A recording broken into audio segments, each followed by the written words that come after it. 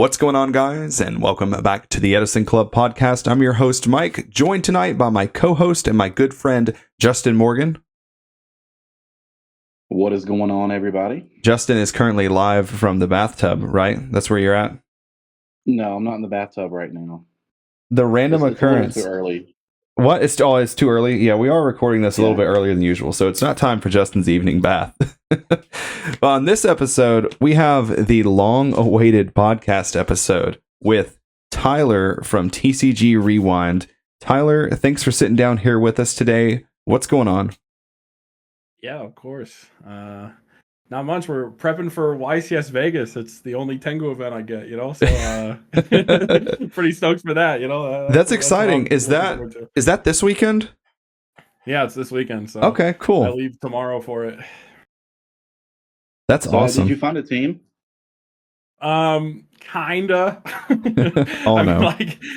My experience with finding a team, which I'm pretty lazy about it if I'm being honest, but it was someone messaged me and was like, "Hey, are you still looking for a team?" And I was like, "Yes." And they just put me in a group chat with two other people, and they're like, "Here you go." And I was like, "Okay, well, this is my team. This is great." I want to ask what you're playing. When are we uploading this, Boyd? I can upload this after Vegas. Okay, sure. Tyler, what are you playing? Well, I've been kind of juggling between a couple different things. I always the thing is I don't get a lot of opportunities to play Tengu in paper, and so every time I get one, I just want to play X-Sabers because it's my favorite deck in the format. Hell so yeah! I almost always default to X-Sabers, which is probably where I'm leaning again. Is I have kind of a spicy X-Saber list that's maining Gozen Match and Imperial Ironwall to deal with plants and agents both, which I think is kind of cool. That's a list that I'm tampering with, and then I also I kind of want to play Falcon Punch because I think if I knew who my team weights were and I was really tryharding, I would probably play Falcon Punch because I think it would it's a decent meta call in terms of I think it's a noob stomper, so if you don't know the format very well, you'll get blown out by Falcon Punch. And so that's what if I was tryharding, I think I would, but since I don't really know my teammates, I don't think I don't know how competitive my team actually is. I kind of want to focus more on having fun than trying super hard to win. And so I don't think X-Sabers is a great meta call. It's okay. I think my build could be good. It's just I haven't had time to test and check with it. So I'll probably just default to X-Sabers because I like them.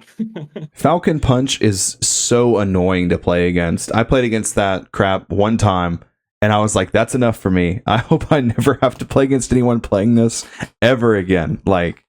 Yeah, it's so good too. Yeah. At first I was like, someone plays Big Bang Shot, and I was like, why are you playing Big Bang Shot? And then I was like, oh, okay. Now I see. Yeah. Okay. Now I understand. That's broken. Just return it to your hand. You get to it destroys the guy or banishes the guy or something. Yeah, it banishes the target that it's equipped to. Yeah. So you can if they have two monsters, you could equip it to one and then bounce it to attack the other, and then you'll clear both. It's pretty crazy. Yeah. That's super good, super annoying. And then the Fiendish Chain, Call the Haunted, bouncing all those. I definitely don't blame you for considering playing that. Yeah. Yeah, like I said, I think it's the try hard deck. It even won Tengu Worlds last year, stuff like that. It is really powerful. And again, I think when you're playing against inexperienced Tengu players, the nice thing about it is you loop hand traps in the deck. So you play one copy of Maxi, DD Crow, and Effect Veiler because you can loop them with the synchro. So you call the Haunted back, call the Haunted back, Effect Veiler, bounce it to your hand during their turn, and then during your turn, bounce the Call the Haunted. And so you can constantly Veiler or Maxi or Crow them every turn. And that's spicy. You can control their graveyard, and yeah, it gets really out of hand with DD Crow and stuff, especially versus plants. I remember I played against a friend, and I literally just kept every turn I would DD Crow the Darks in his grave, so he was never able to summon BLS, and he had BLS in his hand. He just couldn't play it because I just hard controlled his graveyard. So yeah, it's definitely the most I can stomp a bunch of Tengu noobs on this deck if I play it, and I think it's probably the easiest path to success in the tournament. But I don't. Like I said, I don't know if that's what I'll go with. The 3v3 to me, it seems like that as long as the Tengu player is experienced in the format, then they can pretty much carry the team. Because Mhm. I'm under the impression that like a lot of people obviously play Edison, and so like, I feel like that format's a bit more back and forth, and I feel like Mhm. there's a lot more better Edison players than there are Tengu players. Yes, Um, absolutely. yeah, so and so I guess same thing goes for Goat. Not maybe not to the extent of Edison format, but I feel like as long as like one of your other teammates are going to win and you're just a great Tengu player, I think you guys will have a pretty good chance of topping, if not winning. Yeah, no, I hard And, agree. yeah, and everyone is like Tengu is one of those formats too where like, and we'll get to it later, but it's not super popular yet. And so like when a lot of people are picking up decks and like, oh, I'm the Tengu player, I've never played before. I'm either going to get plants or I'm going to get agents. And on Yeah, paper, agents just looks easier to play, right? it is And easier to play. Yeah.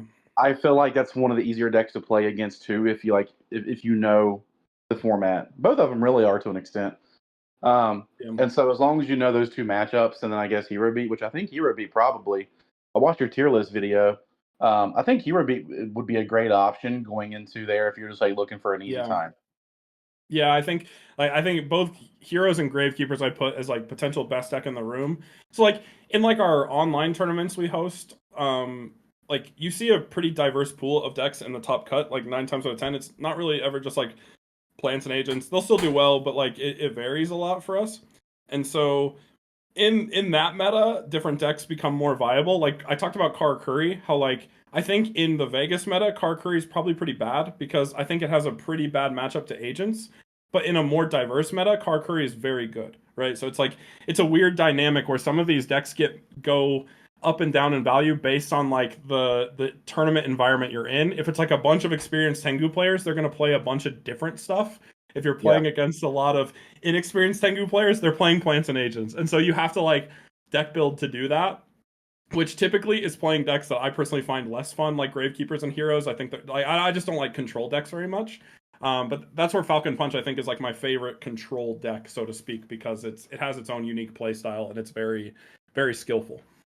Speaking of Gravekeepers and Heroes, me and Boyd has a very interesting match on the channel of Gravekeepers versus Heroes that we recorded just randomly one day, Yeah. and it was pretty insane. Yeah, that was like, I don't really know who's supposed to win that matchup because I don't know the format that much in depth.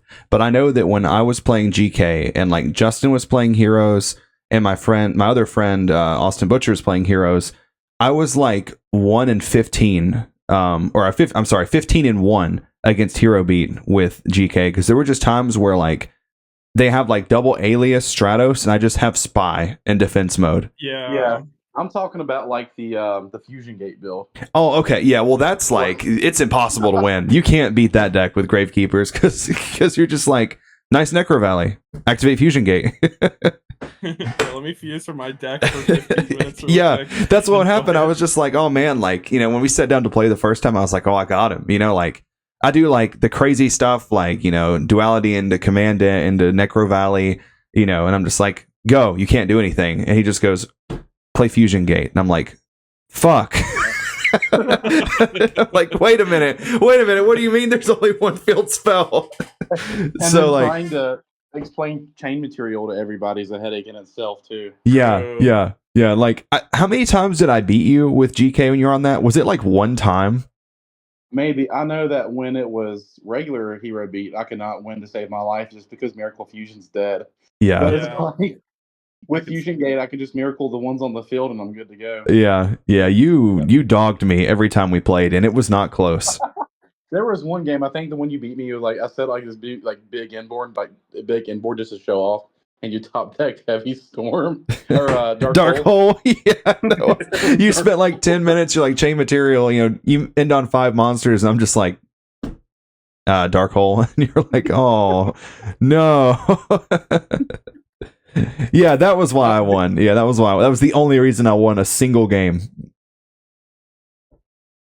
So I guess we let's go ahead and just let's get to why we're here, right? Yeah. So Tyler, you made a video. It's been a couple months now, maybe a little bit longer. Yeah. With the intent of hyping up Tengu formats, and tell us a little bit about like how that video went with the community. So okay, I think I'm a firm believer in what I call the silent majority, right? So like on paper, like a lot of people saw like, oh, that video got like blasted, right? Like in the comments, you see a lot of negativity in the comments, and that's what people kind of hyper focused on.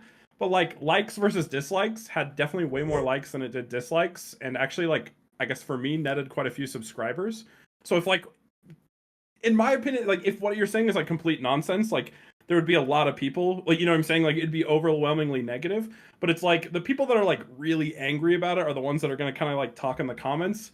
The people that are like, oh, I agree with this, they're not gonna like want to argue with people in the comments. You know what I'm saying? Like, Yeah. is how I perceive it. So like the video could have been better, right? Like it could have been better. I like the thing I learned when I made it was what I was trying to like the information I was trying to put out or what I was trying to say was definitely being misconstrued. And a lot of it comes from like the title of the video, which like, you know, I did a follow-up video talking about it, like how I mentioned, like, you know, it said stop playing Edison, play anything else instead. It was like literally just a carbon copy of a video Nim did that said stop playing Modern, play Edison instead. And so like I like to like copy titles that I see Edison creators do for that reason, because I do think like I think it is kind of funny. I'm an ornery person, you know what I'm saying? So like I do think it's kind of funny to like make a title that like someone in the Edison community like literally did, and then it's like because it's different or even targeted at Edison, then it's like way more negative, and you know what I'm saying? Like it's a double standard basically. Yeah. It's a cool for us to say like, oh, you know, like I did it with E3's video on like why he put why Edison is undeniably better than Go. I did a video saying why Tengu is undeniably better than Edison, and you know, like there was a like it's just showcasing that double standard of like it's okay to do it towards Goat, but it's not okay to do it towards Edison, and like that's something I kind of see a lot within the communities. Is like for some reason it's like okay to do it to other formats, but not okay to do it specifically to Edison. So I kind of demonstrate that. But yeah, like I'd say the video had some negative reviews, and a lot of it came from like the comments and the title, which like was misconstrued. But most of it was like a lot of people kind of just put words in my mouth. Like I don't actually think I said anything egregious, nor did I like say anything negative about Edison even directly. Like I literally said, hey, I think this format is acceptable. And I think that like marketing is like a big reason why it's popular, right? And like those two claims I still 100% stand by. And that's not me saying, oh, this is a bad format, right? Like that's not what I'm saying at all. Which is how I feel like a lot of people received it. So that's kind of like my introduction, I guess, to that. Yeah, it's cool what you mentioned about like the number of likes and dislikes versus comments. I've definitely noticed that a lot as well. I also made a hype video, gosh, it's probably been like a month and a half ago, about this podcast episode, and it was something like what I don't even remember what the name it was now. Is like I'm sick of TCG Rewind or something. Just trying to get people excited. And like in the start of this video, I'm just like, I think Tyler's a fuck, and then just like cuts. And then there were like 3 comments. They were like, I hate this guy too. And I'm just like, I never said that. So that's how I know you stopped watching the video at like 30 seconds. Because like, oh my gosh, dude, like I know exactly what you mean. Like just by some people, I think they just have a bad day and they just get on YouTube and just like start blasting people. Yeah, I'm fairly confident there is like a legitimate like TCG Rewind hate group fan club, some subreddit like somewhere. Yeah, like for most people, if like I feel like anyone who like actually talks to me or interacts with me, like I feel like I'm fairly easy to talk to, even if we vehemently disagree with one another on every subject you could imagine, right? Like I'll still be very civil to that person, you know, like I'll never have like a hyper negative interaction with people, right? And like so to me, like I mean I even saw something because like I thought that trailer was hilarious. I love that trailer. And then like, I thought that was good too. I enjoyed making it. I saw the comments. They're like, "I'll never watch a video with the guy who hates Edison." It's like, bro, like, what do you think I'm gonna do to Edison, man? Like, I saw that one too. I didn't even react to it. Subscriber channel. Like, how am I gonna like destroy Edison? Like, that's the thing I think is like funny because I get like painted as like this guy who's like trying to ruin it, and it's like, bro, how the fuck am I gonna? Can I swear? Sorry. Yeah, you're completely fine. Yeah. Okay. Like, how the fuck am I gonna do that? You know, like that's not like it's like completely illogical. Like, because I remember at the end of my last video or that first video that got the backlash, I mentioned I was like, guys, I'm not trying to like, I'm not trying to end Edison. It's like way too big. Like, that's not the goal of this video. And then I saw multiple people like responding to it. They're like, he's saying he's not trying to, as if he would if he could. And it's like, bro, what are you saying? Like, it's like the most nonsense shit to me. Like, what? Like, how am I saying that? Oh yeah, here I'm hitting the doomsday button, guys. Here, you know, you get ready for it. Like, what am I gonna do? You know, like that's not what I'm saying. I'm saying it's like it's illogical for that to be my intention, and people took it as, oh, this is his intention. You know what I'm saying? Like, Konami's going to make an announcement like, thanks to TCG Rewind, we have canceled all Ultimate Time Wizard. Yeah, we're done with Edison forever because of TCG Rewind. Thanks. Oh my god, you know, there's gonna be like a whole witch hunt at the next YCS, like posters on the wall, like, have you seen this man? Like, absolutely crazy. Yeah. We're down going to be the villain. table. We're going to go to the prize table, and it's going to say TCG Rewind's dead. 3 tickets. Prize table. Prize table. You're gonna be giving away free pitchforks. Yeah, it's a nice thing to be like, yeah, I'm the bad boy of Yu-Gi-Oh. You know, that's how I feel about it. You know what I'm saying? Of this children's card game, I'm the bad boy of it. You know, people do not like the idea of Time Wizard format becoming anything other than Edison. Because when we got into our little Tengu kick like a couple years ago, I started making Tengu content. And I got legitimate death threats in the comments. Like, if I see you in an event, I'm going to come kill you. And I'm like, bro, I'm just trying to royal tribute people. Leave me alone. Like, it doesn't work in Edison the same way it does in Tengu format. Leave me alone. You know, like, people were so angry. And it's like one of the first times I've ever actually gone through and had to delete comments because there was just so much hate. Like, oh, I guess you're going to change your name to the Tengu Club now. And I'm like, no one is saying that. Like, yeah, like, to me, it's like I swear, it's like a religious following for some of, like, you know, like, I love Tengu, man. Like, I love Tengu, and I will certainly advocate for it. But like, there's like some weird perception that, like, by me advocating or even saying, hey, here's why I think Tengu is like better than Edison. Obviously, that's subjective, and it's like fine to have that opinion, right? Like, I'm going to demonstrate why, because my goal is to encourage people to want to try the format, right? Like, I want to give incentive for someone to think maybe I should try this. Again, when like everything is putting you like directly, like, you know, Ultimate Time Wizards, locals, like everything's pointing people to Edison. So like, what's pointing them to Tengu? Like, I'm just trying to give incentive, and then people take that as like, you know, I saw so many comments even in your post, like, this guy bashes Edison, he hates the format. It's like, bro, it's nothing about that at all. You know people, what I'm saying? Like, people were so mad in the comments. Yeah, people get angry at me. That's for sure. But like, I mean, like, I always kind of like, it's because I have a unique perspective, right? Like, I don't really know other like content creators that are like strictly trying to grow a format through like that isn't Edison alongside Edison, right? Yeah. Like my content is like strictly Tengu content, and like it is very tough to grow a channel when you're talking about an unpopular format and trying to like popularize it while Edison is right next to it, and it's like a behemoth. You know what I'm saying? Like, there are so many content creators that start, like Edison creators even, that started like after me or at the same time as me, that are like quadruple my channel size now. You know what I'm saying? And it's just, Edison is more popular, man. That's just how it is, right? And like, that's fine, but it is very challenging to like grow another format, right? It's challenging to do that. And so I have a very unique perspective, in like, that's all I think about is like, how can I, you know, what can I do more? What can I do to fix this or improve things and stuff like that? And so like, I have that perspective, but people see me talk about it or bring up like Tengu or something, and they're just like, shut up, you know? Go back to shut your up. cave. Yeah. Like, oh my gosh. Yeah. I saw some people even say that, like, there's like people responding to my video, they're like, I think TCG Ryan's okay when he's just talking about Tengu. And it's like, Jesus Christ, man, it's like I'm a toddler, man. Like, I can't just like say an opinion, you know what I'm saying? Like, it's again, like, it's totally fine to disagree with what I say or like whatever, you know, like it's totally fine. Like, I don't care about that. Like, I'm down to have debates or discussions with people. It doesn't bother me at all. Like, and I'm fine with even the possibility of being wrong. It doesn't matter, right? But like, I just think it's like crazy how like angry and like hostile people get over, like, it's a subject of what your preferred card game is, man. Yeah.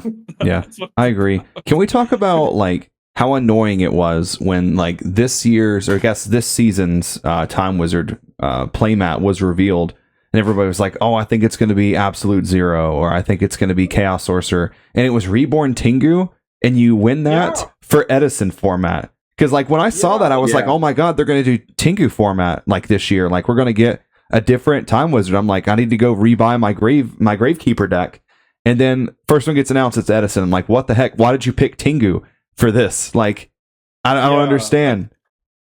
I would prefer they don't do the mat at that point. You know, like they should have done Absolute Zero. You know, like if you're gonna keep doing it like that, you know, like just have it be Edison mat. Like it makes way more sense. Like, and that's also why like what kind of inspired my video in the first place too is like I saw like, hey, like we're doing a Tengu mat, but we're not doing Tengu events. Like, well, what's up with that? That's kind of weird, isn't it? You know? Yeah, it's so weird. Like at Orlando, I was listening over the comms, and they were like, "Goat format 2," and like this is day 2, and I'm just like, oh, they've only had 2 goat format pods. Like they're on like Edison pod 47, and then finally right as I'm about to leave, they're like Tengu pod number 1, and I'm like, oh no, me and Ethan were the only ones to sign up for it. Wait, it didn't actually even fire? No, it didn't fire. I thought it actually fired. Oh my gosh, so they didn't fire any. That's crazy. That's something I talked about in my follow-up video to that original video as well, is like for like, because I can even speak for myself, right? Like if you are a fan of another format like Tengu or Hat or something like that, right? What's your incentive to go to a YCS, right? Like if you don't like Modern, you're a retro player, but you don't want to play Edison, right? Like let's say that's where you're at.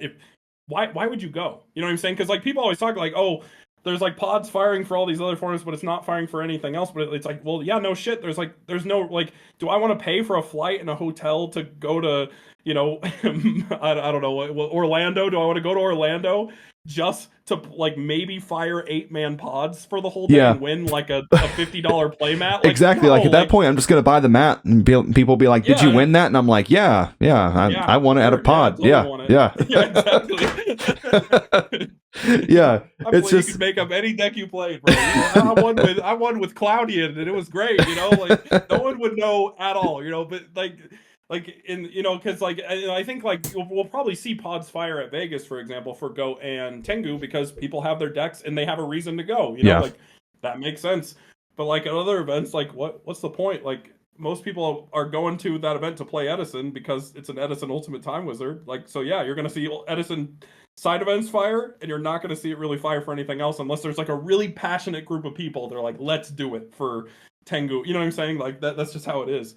Yeah. Or any format, really. Yeah. I got into Tengu for a few months because everybody in my area had kind of gotten into it, and then once that kind of fell off and people kind of went back to Edison, then there was like this spike and people like trying to like twist my arm into playing GOAT format, and I was like, fine, you know, like Relinquished had kind of just become a deck in GOAT. I'm like, okay, I'm going to do it. I've never liked GOAT. I'm going to start playing GOAT. So I get like Lost Art, Sinju's.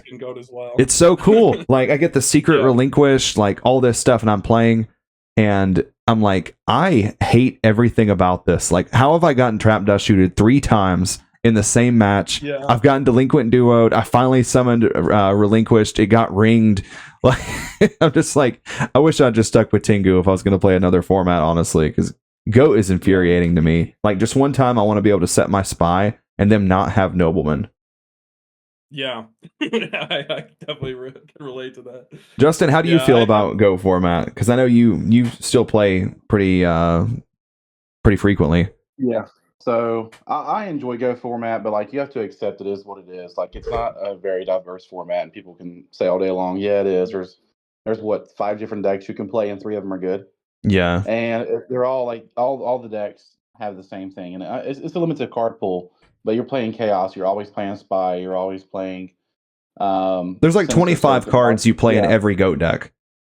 Exactly, and you're playing the Trinity, which the Trinity, like if that happens to you, then like it's not always over, but it pretty much is, and it can take a lot of fun out of the game. That's why I play Reasoning Gate, because if you're not playing to have fun, neither am I. I love Reasoning Gate. Yeah, I'm looking for an easy time. I do love the format because of like the DM cards, like the nostalgia. You know, that's the packs we opened when we were little kids. Mm-hmm. So like seeing DMOC get play, seeing like Thousand Eyes Restrict, cards like that. But I think it is definitely a niche format. Very, I think it takes a very a certain type of player, if that makes sense, Yeah. to enjoy that format. Like Tengu and Edison are really not that unsimilar with each Yeah. other. Really, really not. I mean, it's just literally a few months of carpool in between. And I've always said, and this is going to get a lot of hate, I've always said that Tengu is just a more evolved form of Edison, right? It's like I think it's the better 5Ds format, the better synchro format. Um, and I think if you're a huge DM fan, then that's where GOAT is for you. You notice a lot of How players that dare play you GOAT. say that? Yeah. No, I'm just kidding. You notice like a lot of players that play GOAT don't really delve into other formats either. It's like either GOAT or bust. Yeah. Yeah. Um, so I enjoy it, but it's not for everybody. It takes a different breed of player to enjoy that format, I think. Dude, it's too bad that we're not going to Vegas. We could have teamed up with Tyler. You know, you could play Go. I'll play Edison. You play Reasoning That's Gate. what I was saying. I'll play That- Lightsworn, and we'll just completely coin toss our whole day, and it comes down we're to over Tyler here every time. We're over here coin tossing, and he's like, setting his blade set.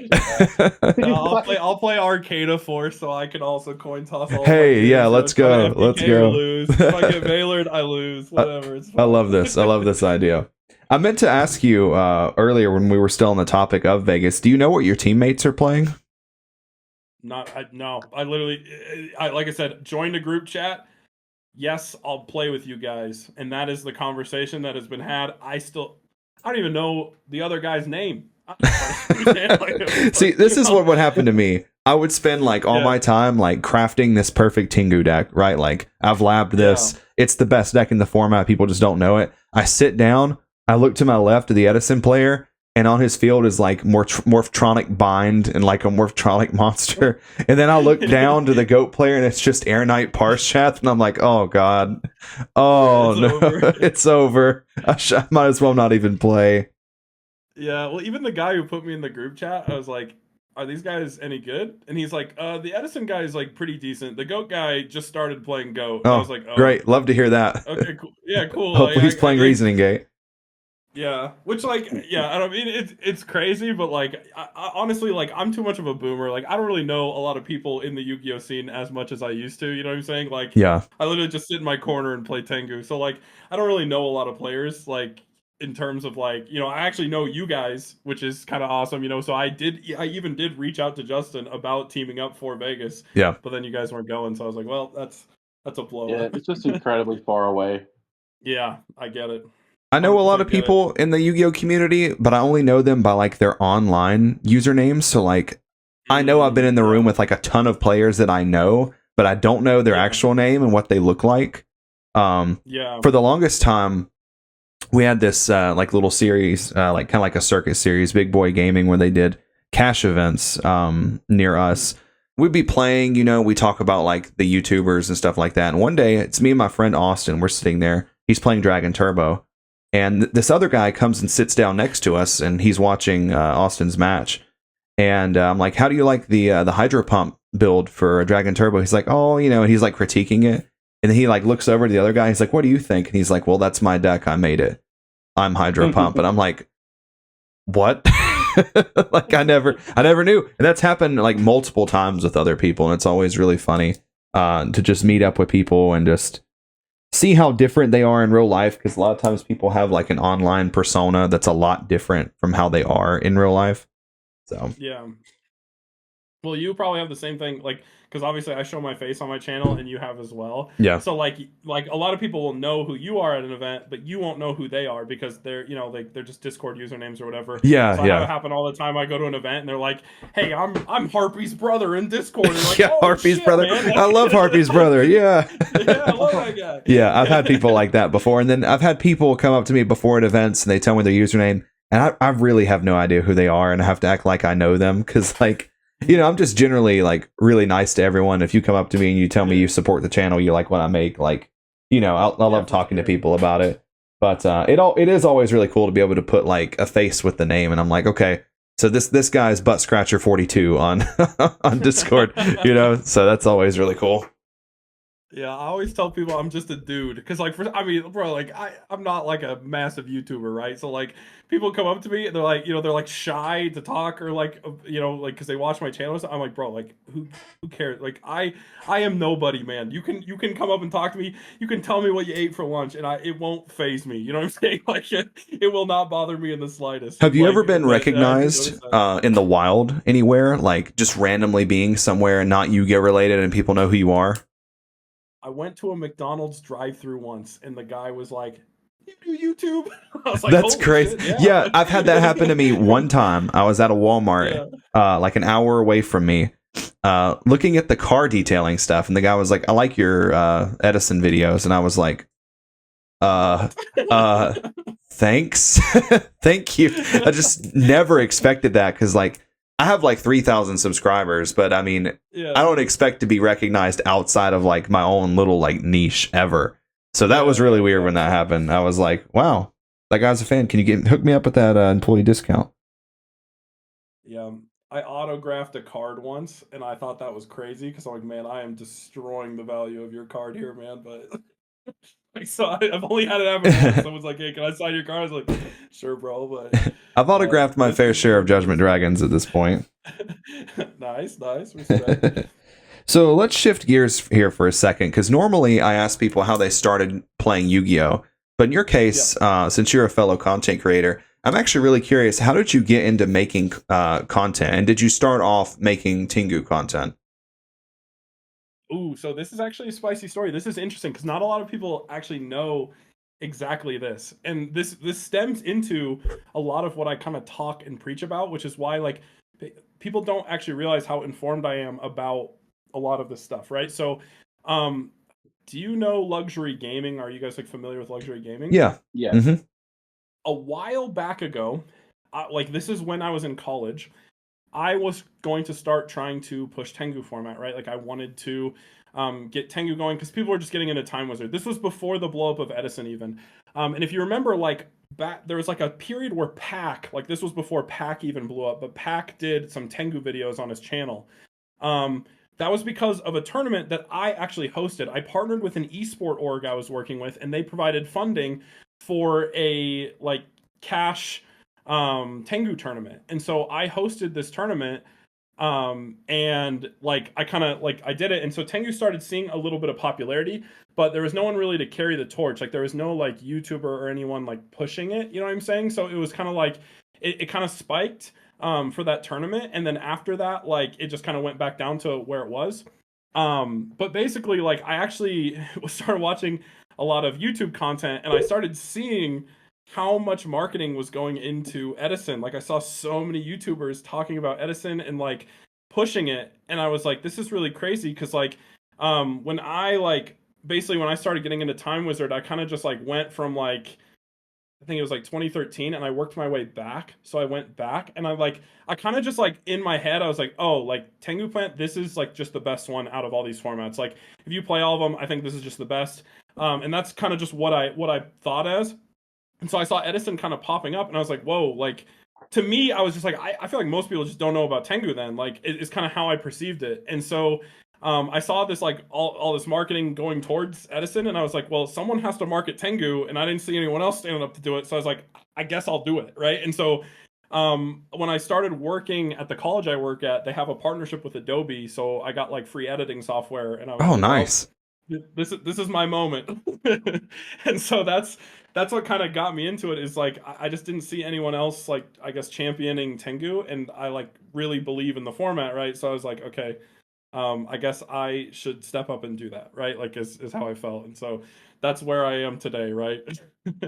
Cool. That was a really good origin story of the channel there. Like for me, like I started off making Dark Magician content for modern format several years ago. And that transition was weird because he's like okay. It was weird because like when I transitioned to making Edison content, people were like, hey, where's the Dark Magician content? So it is always good when your channel doesn't have to go through like a rebrand, because every now and again I get one guy that's like, when are you coming back to modern and playing Dark Magician? And I'm like, never.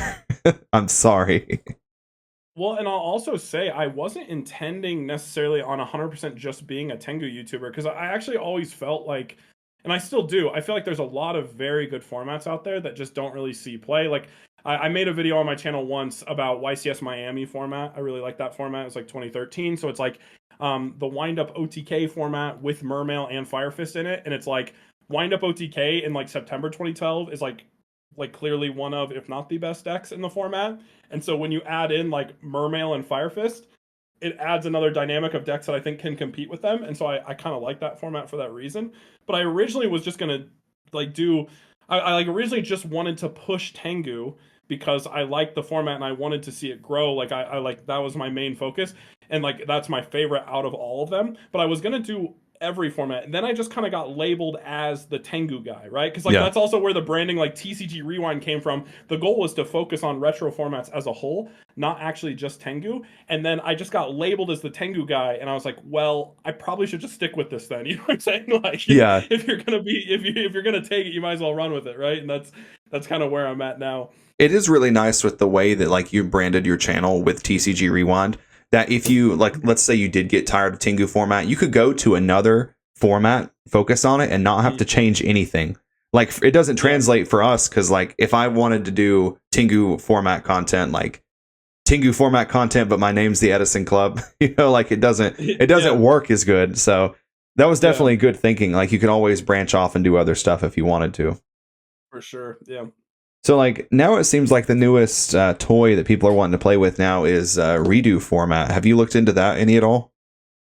Yeah. So that's like, because that's the September 2012 one, right? Yep. Yeah. So that's basically like I like that format. I think it's good, but I also like I'm always a fan of more decks available, like more decks available for play. As long as the decks entering the format are not tier 0, right? Yeah, so like me for too. example, like I actually liked having Dark World and Tengu. I was in favor of Dark World and Tengu because I didn't actually think it was like broken. I thought it was good. But like I didn't think it was like tier 0, right? And so like I was on Team Dark World before the standard got set, which like we set the standard by Konami, right? Because Konami they hosted like YCS Dortmund and they did Toronto, and so you're like, okay, well if Konami's doing like a Tengu tournament and they're following Toronto, then that's probably what we should all follow, right? Like that's where we did the cutoff. But I always was a fan of that. And like so like the example I'll give is like I like Dark World in Tengu because I don't think it ruins the format. However, I don't like Dino Rabbit in Tengu because Dino Rabbit got released for YCS Kansas City, right? And like it's priority Dino Rabbit, and so it's clearly the best deck. Like it's definitely tier 0 in my opinion, because like you can't respond to the turn 1 rabbit, and it's like there's no negation in Tengu outside of like very niche cards, and so there's nothing like that exists up until Dino Rabbit, where you have the turn 1, I'm gonna make a solemn judgment on the board and you can't do anything about it. So like I'm a fan of that. So in the same light with like September 2012, I really like I like the format because it's like wind up OTK. I like Insectors. I like all those cards, and I like Dino Rabbit even as a deck. And I like that they're nerfed in that format because at full power they're just too strong. But then I also think it's like I don't think adding Mermails or Fire Fists or even Spellbooks into that mix makes are like tier 0 or broken. Like again, I think windups can very easily keep up with Mermails, and then there's like Macro Rabbit things and stuff like that. I think it was very balanced and fine. So I like the going to Miami, but I would if everyone was like, no, we don't want that just because Mermails and Fire Fist run rampant in like Hat and other formats like that. That's fine too, right? Like I'd be down to just play this September 2012. If that format became like really popular, I would 100% be on board, like playing it, even making content for it, because I love that format. I love that era of Yu-Gi-Oh! Windups is one of my favorite archetypes of all time. I had a lot of success in formats with like windups and stuff like that. Although, ironically, in that format, I got my invite to Nats playing Junk Doppel with Quasar. Oh, that deck is so cool, man. It's very hard to pilot too. So congratulations on that. Yeah, I honestly, I was attending college at the time, and wasn't all I did was I played Junk Doppel on Dueling Book for no reason. I went to this regional, and I didn't even pay attention to what round I was in. I was just kind of for funning it, and then I just looked up, and I'm like, oh, I got my invite, I guess, because I didn't even know what round I was in. at the end of the tournament. I was like, oh, I have a winning record, I guess. Cool. Yeah, well, they sat down across from me. And they're like, "Oh, that's the guy that hates Edison. I'm leaving." And then like they just Oh my god, 13 years ago they said that. Yeah, they just growl at me now, like, oh, it's that TCG Rewind guy. so do you get a lot of like hate when you go in public to like card shops and stuff? No, I was about to say, God, I hope not. Jeez. I hope not either. I feel like he walks in the door and they're like flip the they like start flipping the price tags around, everything becomes more expensive. Almost like they turn the lights off and flip the open sign to close. Yeah, I mean, like, so the thing is like, and this is the biggest one, is like, even like look at you guys, right? Like I obviously can connect with you guys because we love retro Yu-Gi-Oh! Right? Yeah. It's like same thing with any Edison player. Like, we have a lot in common. You know what I'm saying? Like, we like retro Yu-Gi-Oh! Like, and honestly, like Justin said earlier, like Tengu and Edison are fairly similar formats. Like, I've played in Edison tournaments. I own the whole Tengu library, so therefore I own pretty much the entire Edison library, right? Like, I don't have any. So typically I don't have people come up to me and get like angry or anything. And honestly, I kind of wish people did. Like, I wish if people had beef with me, they would just like call me out. You know what I'm saying? Like, just be like, hey, because like I don't really mind addressing things, right? Like, I don't mind being like, whoa, okay, yeah, my bad. You know what I'm saying? Like, people are acting like Tyler goes to his locals and like sees someone playing Edison, like spill soda on their playmats. He like throws their cards away. Cards up, it's like it's really not that deep for me. And for the most part, like most people I interact with, even Edison players, like, it's super friendly. Like, I don't have any, like, it's not like I hate them for playing Edison. Like I said, I'm always just trying to say, like, hey, if you like Edison, I think you might like Tengu more. And it's like, might, if you don't, fine, who cares, Yeah. But if you do, cool, play the format, because I just want to see it grow. Like, that's all it ever is for me. Which it gets spun into like every other narrative you could think of like, but those are just the YouTube guys, like the commenters. They're gonna sit there and they're gonna be really grumpy in the comments, but in person, like, they would never just come up to me and be like, hey, I'm mad at you. And if they do, I wish they would, because I'd be like, okay, hey, sorry you're mad at me, let's talk about it. yeah, let's get it figured out. Yeah, exactly. You had mentioned that you do play Edison sometimes. What's your favorite Edison deck?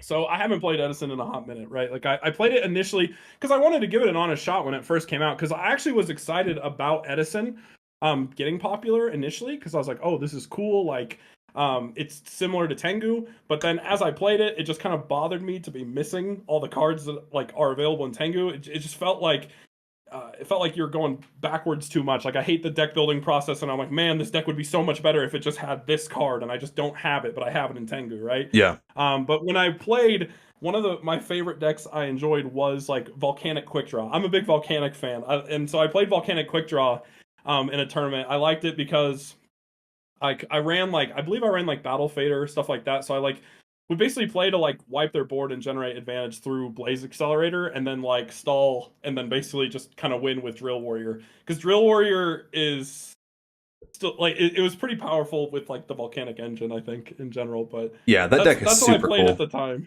Yeah, that was like one of the ones I enjoyed the most out of it. But I tried a bunch of different stuff.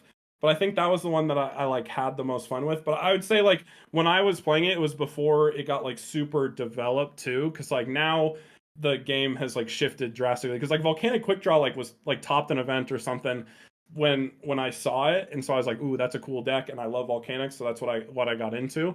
But I don't think Quickdraw decks are nearly as relevant as they were, today. But I don't know. Yeah, I always thought that some kind of volcanic engine would take off in Edison, especially when everything was so primarily focused around Raikou and Hamster, just because Blaze Accelerator just doesn't care about those cards. Yeah. Like, I've played against that deck before, and their field was Blaze Accelerator, Messenger of Peace, and then they had Drill Warrior in rotation. So like every turn, I'm just taking 1200 directly. I can't do anything because I'm playing Lightsworn. I have no way of dealing with Drill Warrior. I can't set monsters to pop the Messenger of Peace. Like, it can definitely get you in some weird situations. Mm-hmm. Yeah. So speaking, because we're getting to the 45-minute mark almost. We have a new set coming out, Stampede, and lately we've been focused on Edison format reprints. What Tengu format reprints do you want to see printed in this Ooh, set? excellent question, Justin. Oh. That's good. I want foil Car Curries so bad. Like Car Curries have been like disgustingly common for way too long, and they're relevant in so many across multiple formats. Not even just Tengu. Like they're relevant in like Hat, even September 2012. Like Car Curries definitely need like foil, like not the like they have like obviously the synchros, but like just the monster cards in general. Like the only one that's foil is like Ulti Hypa, and that's which is like awesome. But it's like, man, if you just printed all the Car Curries ultra rare, I would be super happy. That would be like, really cool. Yeah, I've never really even thought about that, but yeah, they're just all common. Yeah, and even Merchant is like a $5 rare or something like that, and it's like because it's never been reprinted. It's just like a stupid card that like needs a reprint, and like yeah, like that's one thing. Like it's like some of those more niche archetypes. I also think like for X Sabers, like people need like Hyunlei reprinted pretty bad. I've heard people complain about that. Yeah, especially I haven't looked at the price of those in a while, but I know that when I played X Sabers in Edison like 2 years ago, it was $15. And now with Tengu taking off more and that deck actually being played in Edison format, I can't even imagine what that card's priced at now. I'm gonna go check right now, actually. What card is it? X Saber Hyunlei. Oh, I think it's still like a $30 to $40 ultimate for like mod played. That's crazy. Yeah, I remember they're pricey now. I wish I could have went back 10 years ago and just got like all the retro format high rarity stuff, because you like Hyunlei's were like less than $10 at one point. Ultras And, are like, 22, ultimates are 50. Yeah. Crazy. And it's crazy too how they gave like Gothams a QCR and a platinum when they ignored everything else in the deck. Yeah, like, and Gothams was the cheap. one that needed it the least. Yeah. It's a fairly cheap ulti too. Yeah. Even Faltrol probably needs it too. Yeah, Faltrol does as well. But I also think they like for like the first rarity collection, because like I have a lot of issue with rarity consistency. Like I want my like rarities to be similar, you know, or like look similar. Yeah. And so lately they've been releasing like every Tengu card platinum rare, right? But the issue is like in the first rarity collection, platinum rares look very different than what they do now. So like Tour Guide and Valor, and I think it was like Lone Fire and maybe a couple other cards, they got printed in platinum rare, but they don't look like the current platinum rare. So like there's a mix match to that, and they basically need to reprint those cards again in proper platinum rare. That's true. I hadn't even thought about that, but yeah, you're right. Yeah, that's a big ugly thing for me. It's like I hate looking at like the having both of them be platinum, like because they just released Platinum Sangan as well, right? So Platinum Sangan obviously goes with the Tour Guide, but they're different looking, and that's very frustrating. Yeah, that would be really triggering for me. So we that Stampede set. No, you're good. It's a 200 card nostalgia pool, just like the other one, right? It is, and they haven't really.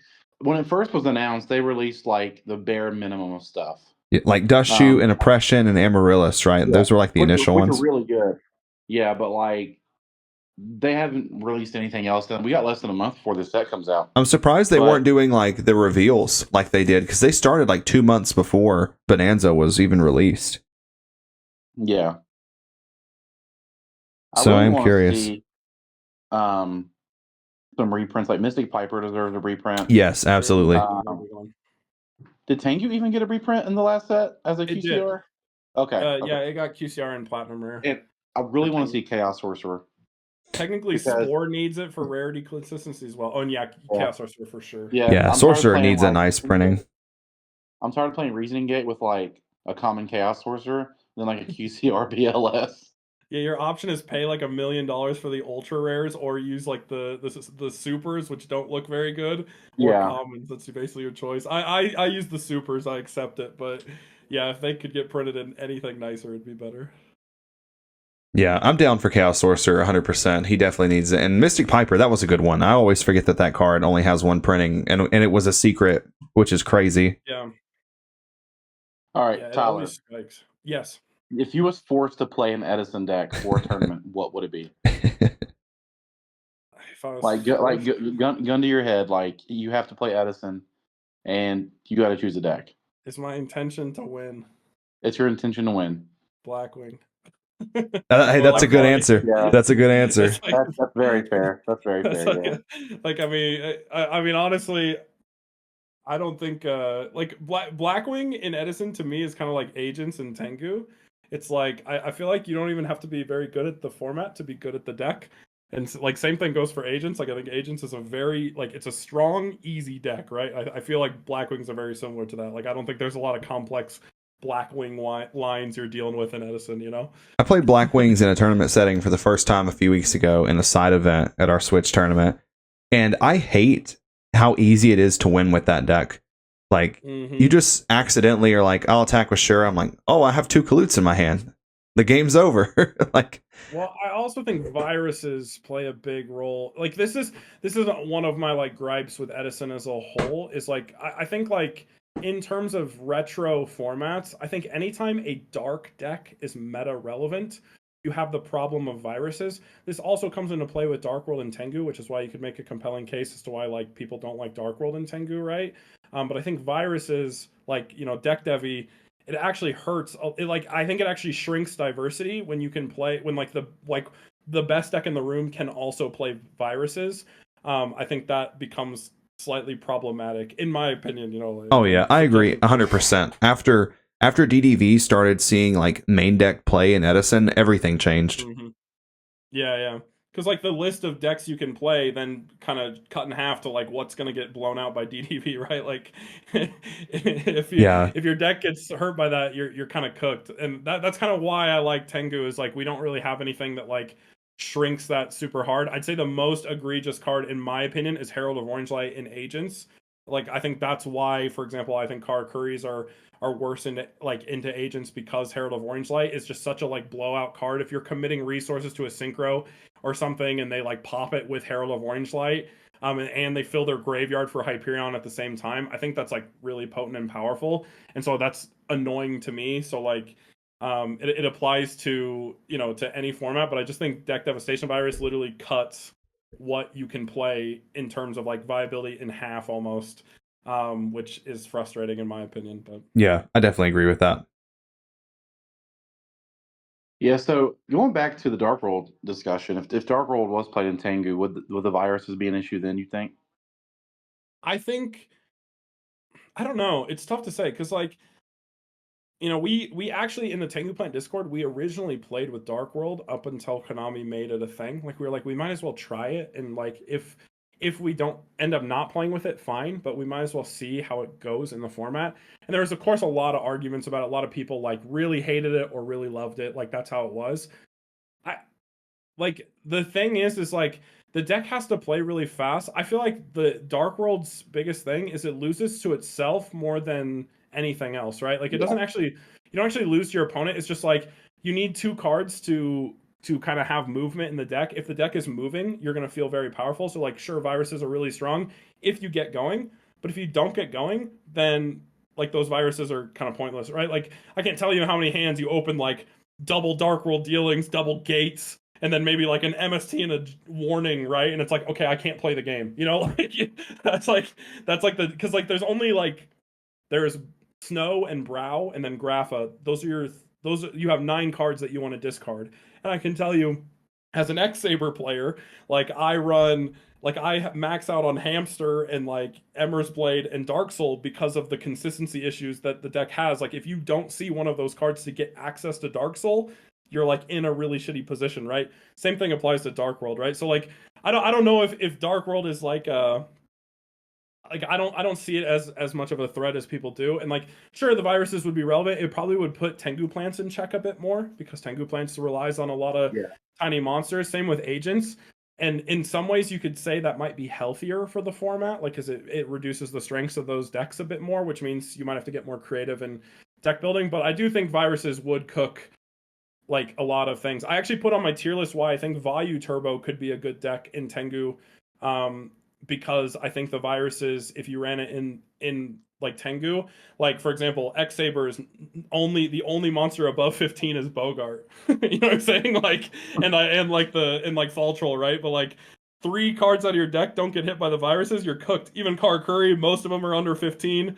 Like King Tiger Wangu, runs a tear in this format for a reason. So like in the same sense, like I think viruses would be pretty potent, but it's like tough to say because like I said, Dark World isn't really a deck of like raw consistency for setting up monsters. It's like if it goes off, it feels bad. If it doesn't go off, then you're gonna win. So that's how it is.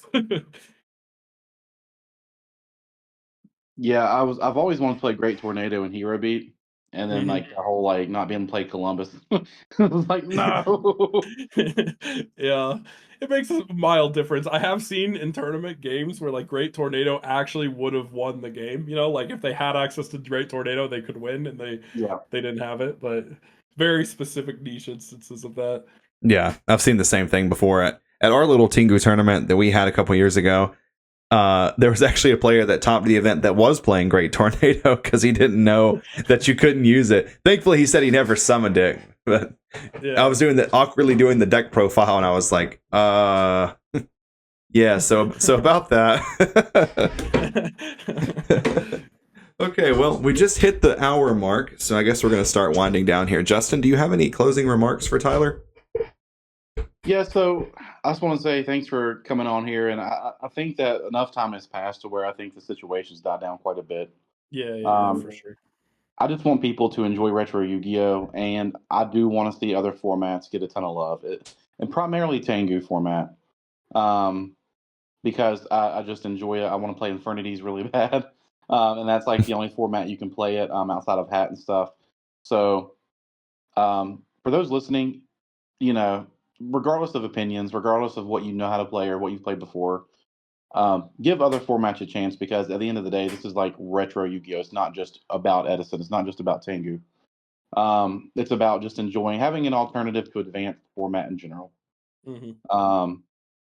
So that's my final words on this, I guess. Okay. All right, Tyler, do you have any closing remarks?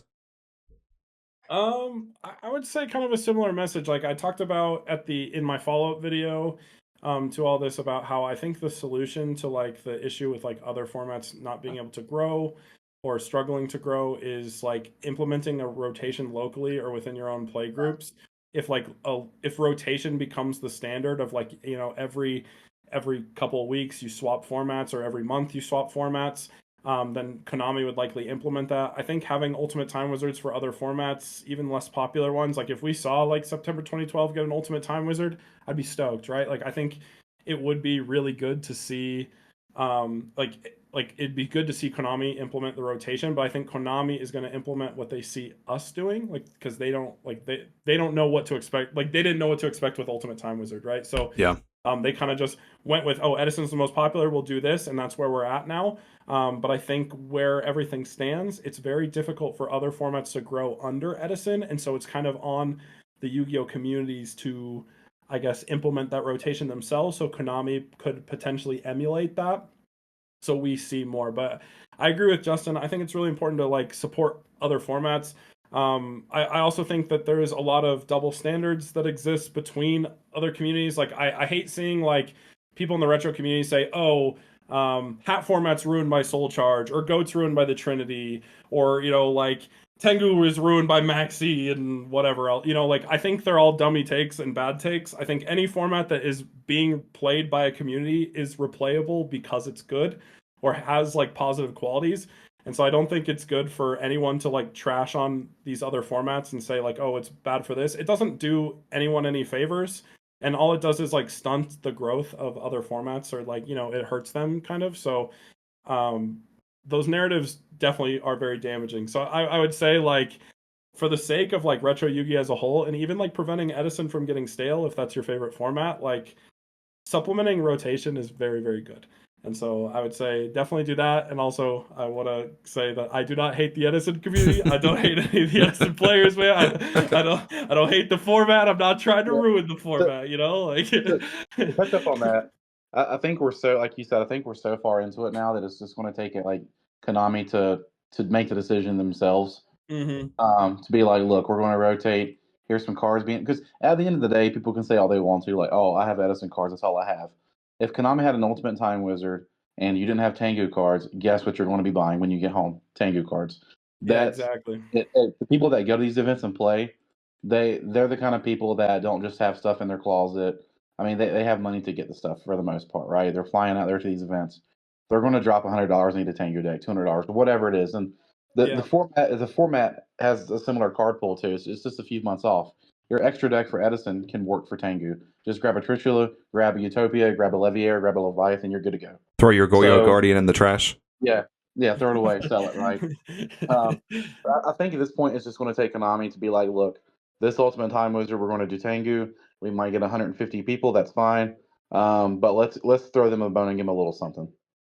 So Yeah, for sure. Yeah, any supplementation of other formats is really important to me. Obviously, I just want to see Tengu grow.